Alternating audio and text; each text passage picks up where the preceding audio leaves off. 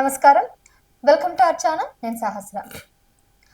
రాహుల్ గాంధీ హైదరాబాద్కి వచ్చేయడం జరిగింది. భారత్ సమ్మిట్ సందర్భంగా ఆయన హైదరాబాద్కి రావడం జరిగింది. నవహోటల్ సమావేశం కూడా ఏర్పాటు జరిగింది కాంగ్రెస్ నాయకులందరితో. సో ముఖ్య నేతలు వీళ్ళంతా కూడా అక్కడ హాజరయ్యారు. అసలు ఈ సమావేశానికి గల కారణాలేంటి, భారత్ సమ్మిట్ జరగడం వల్ల ఏమైనా ఉపయోగం ఉందో తెలంగాణకి, ఈ అంశాలన్నీ కూడా మాట్లాడదాం. ప్రస్తుతం మనతో పాటు ఉన్నారు సీనియర్ కాంగ్రెస్ లీడర్ మానవతిరాయ్ గారు. నమస్కారం సార్. నమస్తే అమ్మా. ఎలా ఉన్నారు సార్? బాగున్నానమ్మా. సార్, ముఖ్య నేతలు, అగ్రనాయకులు అంతా కాంగ్రెస్ సంబంధించిన అందరూ కూడా నవోటాలో నేను మొన్న మీట్ అవ్వడం జరిగింది. రాహుల్ గాంధీ గారు కూడా హాజరయ్యారు. సో ఇదంతా జరిగిన తర్వాత, ఈ సమావేశం జరిగిన తర్వాత, ఈ సమావేశం ఎందుకు ఉపయోగపడుతుంది, అసలు ముఖ్య ఉద్దేశం ఏంటి సమావేశానికి? అంటే మారుతున్న కాల పరిస్థితుల ప్రకారం ఇట్లా రాజకీయ చర్చలు కూడా జరగాలి. భారత్ సమ్మిట్ 2025 అంటే దేశవ్యాప్తంగా అంటే దాదాపు 400 మంది ప్రతినిధులు, 40 మంది ఎంపీలు, మంత్రులు, ముఖ్యమంత్రి, తర్వాత జాతీయ స్థాయి నాయకులు అందరూ దాదాపు 100 దేశాల నుంచి వివిధ ప్రతినిధులు పాల్గొన్నారు. అంటే ప్రపంచవ్యాప్తంగా కొత్త ధోరణులు రాజకీయాల్లో వచ్చేసినాయి. సోషల్ మీడియా, పెట్టుబడిదారీ వ్యవస్థ వీళ్ళంతా కూడా రాజకీయాల్లోకి వచ్చేసిన తర్వాత కొద్దిమంది గొంతులు అణచివేసే ప్రయత్నం జరుగుతుంది. దాన్ని రాహుల్ గాంధీ గారు మాట్లాడారు. మీడియా అనేది ప్రజలను విడదీస్తుంది, ప్రజల్ని విడదీసే ప్రయత్నం చేస్తుంది. అది మంచిది కాదని చెప్పి వారు సూచన చేశారు. అది అంతర్జాతీయంగా జరిగిన సమావేశం కాబట్టి రాహుల్ గాంధీ గారు కూడా సమయం ఇచ్చి అక్కడ రావటం జరిగింది. ముఖ్యమంత్రి రేవంత్ రెడ్డి గారు కూడా మాట్లాడటం జరిగింది. ఇంకేమన్నారంటే రాజకీయాల్లోకి కొత్త తరం రావాలి అని ఆకాంక్షించారు. అది కూడా రాహుల్ గాంధీ గారు తన భారత్ జోడో యాత్ర కశ్మీర్ నుంచి కన్యాకుమారి వరకు సుమారు 4200-300 కిలోమీటర్లు పాదయాత్రలో చాలా అంశాలు క్షేత్రస్థాయిలో పర్యటించి పాదయాత్ర చేసి తెలుసుకున్నారు. నాయకులు అనేవాళ్ళు వినాలి, ప్రజలు చెప్పేవి వినాలి, మనం మాట్లాడటమే కాదు. అవతల వాళ్ళు, బాధలో ఉన్న వాళ్ళు, ప్రజలు ఏం చెప్తున్నారో వినాలి, వినటం నేర్చుకున్నా అని చెప్పి ఆ పాదయాత్ర ద్వారా రాహుల్ గాంధీ గారు దేశాన్ని అధ్యయనం చేయడం జరిగింది. అంటే సమాజంలో కశ్మీర్ నుంచి కన్యాకుమారి వరకు అంటే భిన్న సంస్కృతులు, భిన్న వ్యక్తులు, రకరకాల మనుషులు, చిన్నపిల్లల దగ్గర నుంచి వృద్ధుల వరకు కూడా ఆయన అందరినీ కూడా అధ్యయనం చేసుకుంటూ పోయిన తర్వాత ఆయన ఒక పరిపూర్ణమైనటువంటి మేధస్సుతో నిన్న అక్కడ మాట్లాడటం జరిగింది. అందుకే ప్రతి రాజకీయ అధికారంలో ఉన్న పార్టీలు వినాలి, ప్రజలు ఏం చెప్తున్నారో కూడా వినాలి అని చెప్పేసి దాన్ని విన్న తర్వాత ఆ సమస్యకు పరిష్కారం చూపాలి అని చెప్పి గొప్పగా మాట్లాడటం జరిగింది. కొత్త తరాన్ని కూడా ప్రోత్సహించాలన్నారు. చాలా మందిని కూడా ప్రోత్సహిస్తున్నారు. అట్లనే కొత్త నాయకత్వం రావాలని పార్టీల్లో అని చెప్పి రాహుల్ గాంధీ గారు స్వతహాగా ఆయన యువకుడుగా ఉండ కాబట్టి ఆ ఆలోచనలు కలగటం మంచిది. తర్వాత ముఖ్యమంత్రి గారు భిన్నత్వంలో ఏకత్వం, తర్వాత ముఖ్యమంత్రి గారు ఇక్కడ జరుగుతున్న పెట్టుబడులు ఏ విధంగా ఇక్కడ అంటే ఈ రాష్ట్ర ఆర్థిక పరిస్థితి మీద ఆధారపడితే రాష్ట్రాన్ని ముందు తీసుకుపోలేము అని చెప్పి ఆయన 2 సార్లు గతంలో దావోస్ పర్యటన చేశారు. మొన్న జపాన్ పర్యటనకి వెళ్ళారు. మొత్తం కలిపితే 2 లక్షల కోట్ల పైచీలకు పెట్టుబడులను ఈ రాష్ట్రాన్ని తీసుకొచ్చి వివిధ పరిశ్రమలకు స్థాపించే విధంగా ఒప్పందాలు చేసుకోవడం జరిగింది. అందులో భాగంగా చాలా వరకు పరిశ్రమలు, అమెజాన్ లాంటివి, ఇన్ఫోసిస్ లాంటివి చాలా ప్రముఖ పరిశ్రమలన్నీ కూడా ఒకటి క్యాంపస్ని కూడా ఇక్కడ ప్రారంభించడం జరిగింది. ఎంతో మందికి ఉద్యోగ ఉపాధి అవకాశాలు కూడా కలిగించడం జరిగింది. అదేవిధంగా ఆ వివిధ దేశాల మూసి పునరుజ్జీవనం. ఇప్పుడు జపాన్ పోయిన తర్వాత 12,000 కోట్ల పెట్టుబడులు తీసుకొచ్చారు. పెట్టుబడులతో పాటు అక్కడ నగరం, నదులు ఎట్లున్నాయి, పర్యావరణం ఏ విధంగా కాపాడపడుతుంది అనేటువంటి అంశాలు కూడా వాళ్ళు ముఖ్యమంత్రి రేవంత్ రెడ్డి గారు అధ్యయనం చేసి ఆ విషయాలు కూడా అక్కడ ప్రస్తావించడం జరిగింది. అంటే మూసి పునరుజ్జీవనం, మూసి కూడా మళ్ళీ ఒకప్పుడు అందమైన నది, ఇప్పుడు మాది పోయింది, అది మురికి నదిగా మారిపోయింది, దాన్ని మళ్ళీ పునరుజ్జీవింపజేయాలి ఆ నదిని అనేటువంటి ఆలోచనలు అన్నీ కూడా కలుగుతాయి అని చెప్పి చెప్పడం జరిగింది. అదేవిధంగా ఏ విధంగా ఈ రాష్ట్రాన్ని అభివృద్ధి చేస్తాను అనేది ప్రపంచ దేశాల ప్రతినిధులందరూ కూడా చెప్పడం జరిగింది. ఇంతకైతే చెప్పారు, రుణమాఫీ 25 లక్షల మంది రైతు ఖాతాలో 20,650 కోట్లు వేసినటువంటి రాష్ట్ర ప్రభుత్వం ఈ దేశంలో ఏదైనా ఉంటుంది కాంగ్రెస్ ప్రభుత్వం, తెలంగాణ ప్రభుత్వం, రేవంత్ రెడ్డి సర్కార్. అదేవిధంగా 54,75,000 మందికి రైతు భరోసా కార్యక్రమాన్ని వేయడం జరిగింది. అంటే వాళ్ళ రైతు భరోసా కార్యక్రమం ద్వారా వాళ్ళకి లాభం చేకూర్చడం జరిగింది.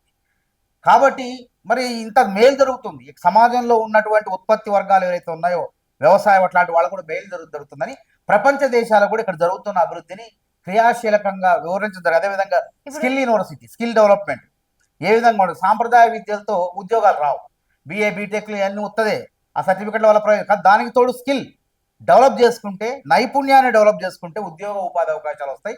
అది మేము యూనివర్సిటీ పెట్టాం అన్నాడు. Sports university, young India skill university, young India sports university. ఆ తెలంగాణ బిడ్డలు దేశానికి పేరు తేవాలి, ఒలింపిక్స్లో బంగారు, రజిత, కాంస్య పథకాలు తీసుకురావాలి అంటే ఒక విశ్వవిద్యాలయం ఉండాలి, ఒక శిక్షణ ఉండాలి అని చెప్పి దాన్ని కూడా శంకుస్థాపన చేసి ప్రారంభించడం జరుగుతుంది. కాబట్టి ఇన్ని మార్పులు, ఎన్నో కార్యక్రమాలు ఇక్కడ జరుగుతున్నాయని చెప్పి ప్రపంచ దేశాలు చెప్పారు. ప్రపంచ దేశాలు కూడా అక్కడ జరుగుతున్నటువంటి మార్పుల గురించి వాళ్ళు కూడా ప్రసంగించడం జరిగింది. ఇది ఒక రాజకీయ ఆలోచనలు, ప్రపంచంలో జరిగే, ప్రజల్లో, సమాజంలో జరిగే మార్పుల్ని పంచుకునేటువంటి వేదికగా భారత్ సమ్మిట్ 2025 మారింది. ఇప్పుడు ఎట్లా ఉన్నాం, రేపు ఎట్లా ఉండాలి రాజకీయాలు అనేటువంటి దిశానిర్దేశం చేసినటువంటి గొప్ప సదస్సు అది. అంటే మీరు ఇప్పుడు రజోత్సవాన్ని ఏ విధంగా హేళన చేశారో, అవతల పార్టీ వాళ్ళు కూడా మీ ఇప్పుడు ఈ భారత్ సమ్మిట్ ఏదైతే ఉందో దాని మీద కూడా హేళన చేస్తున్నారు. పనికిమాలిన సమావేశాలు తప్ప పనికొచ్చే పనులు ఒక్కటి కూడా చేయట్లేదు. ప్రతిది కూడా ప్రజలకు వ్యతిరేకంగా నిర్ణయాలు తీసుకోవడం కానీ, హైడ్రా కమిషన్ కానీ, లేదంటే మూసీ ప్రక్షాళన కానీ, ఇవన్నీ కూడా ఎక్కడ ఉపయోగపడుతున్నాయి, ఎవరిని ఉద్ధరిస్తున్నారు అన్నట్టు కూడా మాట్లాడుతున్నారు. బీఆర్ఎస్కి, కేసీఆర్కి మందు చూపే కానీ ముందు చూపు ఉండదు. కాంగ్రెస్కి దూరదృష్టి ఉంటుంది, కాంగ్రెస్ ప్రభుత్వాలకి. అందుకే ప్రతి పోరాటంలో ఉన్నాం, ప్రతి దాంట్లో ఉన్నాం. ఇవాళ ఆ గొప్ప సదస్సు జరిగితే ఎంతోమంది మేధావులు, ఎంపీలు వాళ్ళంతా వచ్చి మాట్లాడినటువంటి మాటలు, మనం భవిష్యత్తులో ఏ నిర్ణయాలు తీసుకోవాలి, ఎట్లా ప్రజలకు సేవ చేయాలి, మారుతున్న కాలానుగుణ పరిస్థితులకు అనుగుణ మనం ఎట్లా ముందుకు పోవాలనేటువంటి ఆలోచన గొప్పదా కాదా? నువ్వేం చెప్పినావు, అంత 200 కోట్లు ఖర్చు పెట్టి తుస్సుమన్నావు. ఏమన్నా బీసీలకి, ఈ దేశంలో అత్యధిక మంది ఈ రాష్ట్రంలో బీసీలు ఉన్నారు, బీసీల గురించి ఎవరు మాట్లాడినవా? అది లేదా? పాచింతకాయ, అదే నిందా కూడా అదేనా, పాచింతకాయ పచ్చడే. హైడ్రాని మేము అప్రమత్తం చేసి, అదేనమ్మా, హైడ్రా అనేది చాలా మేలు చేసింది అంటారు. ఇప్పుడు మీరు కానీ నేను కానీ కూడగట్టుకున్న డబ్బు మొత్తం కూడా కొన్ని సంవత్సరాలు తక్కువ రేటుకి వస్తుంది అని చెప్పి చిరువు శిఖంలోనో, సరస్సులోనో అపార్ట్మెంట్లో ఫ్లాట్ కొంటాం, 50 లక్షలు పెట్టో, 30 లక్షలు పెట్టు, తక్కువకి వస్తుందని. కొన్న తర్వాత చూస్తే ప్రభుత్వాలు వచ్చి కూల్చేస్తాయి. ఎందుకంటే అది అక్రమ నిర్మాణం, అక్రమంగా అనుమతులు తీసుకుంటారు. కాబట్టి సమాజంలో ఈ హైడ్రా అనేది ఒక చైతన్యం తీసుకొచ్చింది. ఎక్కడ ఏం కొనాలి, చెరువు శిఖం అంటే ఏంది, బఫర్ జోన్ అంటే ఏంది, ఏది పడితే అది కొనకుండా ఒక జాగ్రత్తలు తీసుకొని మన ఒక స్థిరాస్తిని కొనుక్కునే విధంగా రాష్ట్ర ప్రభుత్వం వ్యవహరించి. అందుకే వాళ్ళు కేసీఆర్ కుట్ర చేస్తున్న ఏం చేస్తాడు, బీఆర్ఎస్ అంటే భారత రాష్ట్ర సమితి కాదమ్మా, బీఆర్ఎస్ అంటే భారత రియల్ ఎస్టేట్ సమితి. మొన్న ప్రభాకర్ రెడ్డి, కొత్త ప్రభాకర్ రెడ్డి, దుబ్బాక ఎమ్మెల్యే ఏం మాట్లాడిందమ్మా గుర్తుపెట్టుకోండి. ఈ కాంగ్రెస్ ప్రభుత్వాన్ని కొలుచడానికి రియల్ ఎస్టేట్ వ్యాపారులు, బిల్డర్లు, పారిశ్రామికవేత్తలు సిద్ధంగా ఉన్నారు. ఎమ్మెల్యేలు కొనుగోలు చేయడం మేము ఉన్నాం, మేము డబ్బులు ఇస్తామని చెప్పారని ఆయన చెప్పాడు.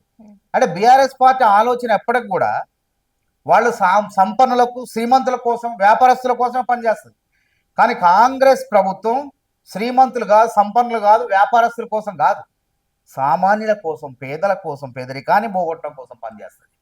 అందుకే అట్లాంటి తాటా రియల్ ఎస్టేట్ వ్యాపారం, తాటాకు చప్పుళ్ళు వాళ్ళ కోసం పనిచేయ. అందుకే వాళ్ళు ఏమంటున్నారు, చెరువుల్లో ఇల్లు కట్టి అమ్ముకొని లాభాలు గడిస్తారంటే మేము కుదరదని అంటాం.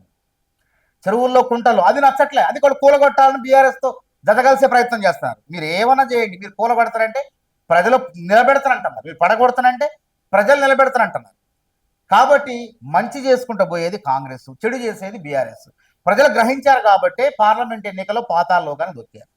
9 స్థానాల్లో డిపాజిట్ రాలే, ఎంపీ స్థానాల్లో 3 స్థానాల్లో 3వ స్థానానికి పడిపోయింది.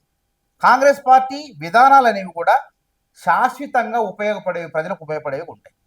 బీఆర్ఎస్ పార్టీకి ఏంటంటే తాత్కాలికం, అప్పటికప్పుడు ఏం ప్రయోజనం ఉండదు, ఏముండదు. అంతా అప్పటికప్పుడు కడుపు నిండిన తర్వాత రేపు ఎట్లా అనేది కూడా పరిస్థితికి మళ్ళీ కష్టమే. కాబట్టి వాళ్ళకి ఏం లేక భారత్ సమ్మిట్ అనేది గొప్ప సదస్సు. ఏదో ఈ కేసీఆర్ అక్కడ అంత 200 కోట్లు పెట్టి కేసీఆర్ ఒక్కడే మాట్లాడాలి. అక్కడ అందరికీ అన్ని దేశాల నుంచి వచ్చినట్టు 400 మంది ప్రతినిధులు 2 రోజులుగా వాళ్ళ ఆలోచనలు భారతీయులతో, రాహుల్ గాంధీతో, రేవంత్ రెడ్డితో అందరితో పాలు పంచుకున్నారు. అక్కడ ఏం జరుగుతుందో మనం తెలుసుకుంటాం, ఇక్కడికి వచ్చి తెలుసుకున్నాం. కాబట్టి అక్కడ మంచి ఉంటే మంచిని స్వీకరించి ఇక్కడ అమలు చేస్తాం. చెడు ఉంటే, ఒకవేళ మన దగ్గర ఏమైనా చెడు ఉంటే వాళ్ళు చెప్తే దాన్ని చెడుని తొలగించే ప్రయత్నం చేస్తాం. అదే వాళ్ళు నచ్చట్లేదు. చెడుని తొలగిస్తుంటే ఈ రియల్ ఎస్టేట్ మాఫియా అడ్డగౌడుగా చెరువుల్లో బిల్డింగ్లు కట్టి వ్యాపారాలు చేసుకున్నారని మేము అడ్డకట్ట వేసింది కాబట్టి రేవంత్ రెడ్డి వాళ్ళకి నచ్చట్లేదు. రియల్ ఎస్టేట్ అంటే ఎవరు,